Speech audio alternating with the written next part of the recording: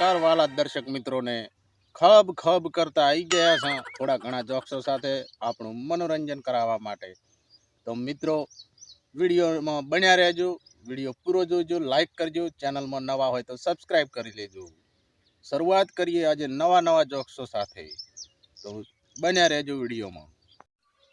મિત્રો ઉનાળાની શરૂઆત થઈ રહી છે, તારમાર કહેવું હોય કે હવે ટીવીની અંદર ને મોબાઈલની અંદર મોટી મોટી જાહેરાતો આવી જશે અને ખબ ખબ કરતા સલમાન કાકો ને શાહરૂખ કાકો ને રિતિક રોશન કાકો ને બધા મારા ઓળખ્યા કોકાકોલા, પેપ્સી, ઠંડા પીણાની જાહેરાતો કરશે.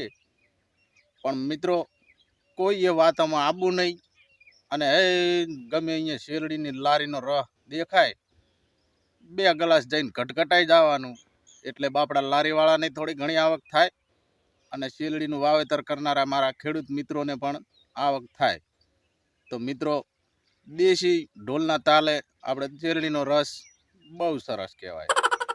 પબ્લિકને પણ મારા બેટા બટાકાની સિઝનમાં બહુ સારું રહ્યું છે, ખેડૂતોને બહુ ખુશીનું વાત છે. આ સાલ બટાકામાં ખેતી કરનારા દરેક ખેડૂત મિત્રોને બહુ સારી આવક થઈ છે અને ભગવાન એવી ને એવી આવક આપે એવા ભગવાન સાહેબ પાસે પ્રાર્થના કરું છું કે મજા કરાવે. હમણાં તો એક જગ્યાએ બટાકાના ખેતરમાં ગયો ને બટાકા જોયા ને તો ભૂડું મારા કાકાના પેડીએ જેવા જાડા બોલો, અને અડધો ફૂટ તો લોબ. આચિયા કુ બટાકા કે સકરિયા બટાકા લ્યો, શું કરવાનું કહો.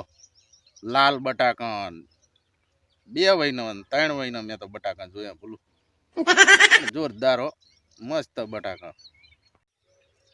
હમણાં એક લગ્નની અંદર બિચારી લાડી બહુ રોતી હતી.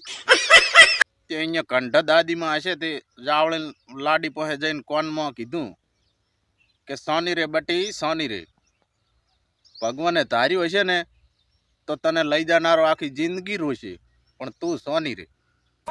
32 લાખની ડોશી. મિત્રો તમને ખબર છે કે કોઈ પણ મેડિકલે આપણે દવાની ગોળી લેવા જઈએ ટેબ્લેટ, તો દરેક પેકેટની અંદર 10 ગોળી જ હશે. આ પ્રથા ત્યારથી અમલમાં મૂકવામાં આવી કે રાવણને એક ફેરો માથા દુખવા માંડ્યા, તેને એક સાથે 10 ગોળી મંગાવી. ત્યારની આ પ્રથા અમલમાં મૂકી અને એક પેકેટની અંદર 10 ગોળી રાખવામાં આવી, બરોબર. હમણાં એક સોસાયટીની અંદર એક પત્નીનો પતિ ઘરના દરવાજે બંદૂક લઈને ઊભેલો. એની પત્નીથી રેવરાણું નહીં કે ક્યારના દરવાજે બંદૂક લઈને ઊભા છો, શું કામ ઊભા છો? એનો પતિ કે શેરનો શિકાર કરવા જાવું છે. તો કે જતા કેમ નથી? પણ કે આ બારે કૂતરો ઊભો છે એટલે. આ શું શેરના શિકાર કરવાના હતા ભાઈ? આ શિયાળાને પણ હવે મારે એક વાત કહેવી છે કે ભાઈ મારું શેટર હવે પેક કરીને મૂકી દઉં કે નહીં? યાર દિવસે બહુ ગરમી પડે ને રાત્રે મોડા ઢાઢવાય છે. કાયમના નખરા પોહાતા નહીં યાર. લગ્નની અંદર દરેક લાડી દુલ્હન જ્યારે હાથોમાં મહેંદી મુકાવતી હોય ત્યારે પોતાની હથેળીમાં પતિનું નામ કેમ લખે છે ખબર છે? કે પૂરી જિંદગી એનો પતિ એની મુઠ્ઠીમાં રહે. કાલે જ ખબર પડી આ વાતની, બોલો. મારા બાળપણની અંદર આ 3G 4G ને 5G તો હતું જ નહીં. હા, ગુરુજી ને બાપુજી હતું. એક થપ્પડ ભેળું તો ફૂલ નેટવર્ક આવી જતું, બોલો. ખબર નહીં સાલું આ અમુક ભાગ્યશાળી લોકોને સપનાઓમાં મારા બેટી રાજકુમારીઓ આવે, મોટા મહેલો આવે, ખૂબ બધા રૂપિયાના સપના આવે, અને મને તો મારો બેટો સપનામાં અમુક ટાઈમે હું મરી જઉં, અમુક ટાઈમે ચક ખડામ પડું, ચક ડૂબી જઉં, અમુક ટાઈમે તો મારો બેટો ભૂત ઉપાડીને લઈ જાય. કહો આવા સપના આવે ભયંકર.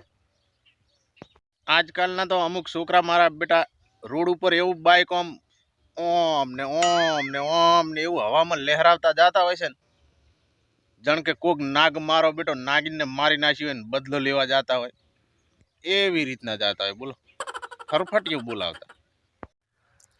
મારો એક મિત્ર હમણે રાત્રે 11 વાગે મારો બેટો ગીત ગાયરો ઊભો ઊભો કે જરા તસવીર સે તું નિકલ કે સામને આ મેરી મહેબૂબા આવી રીત ગાતો તો મેં તો પાછળ જઈને સોના મોના ઘૂઘરા વગાડ્યા હેઠા બાપડાને કાલ રાતનો જૂતા ઉતરતો નહીં બોલો આવું ના કરાય નહીં કોઈ પણ રોડ ઉપર કે રસ્તા ઉપર જો 2000 ની નોટ પડેલી દેખાય ને તો પુષ્પા તો ક્યાં એના બાપ भी झुकेगा साला હા એકદમ હકીકત પરણેલા દરેક વ્યક્તિ કોઈ દિવસ પોતાનું રોજનું રાશિફળ નહીં જોવે કે આજનો દિવસ કેવો જશે સવારે ઉઠે એટલે પત્નીનું મોઢું જોઈ જ લે અને ખબર પડી જ જાય કે આજનો દિવસ કેવો જશે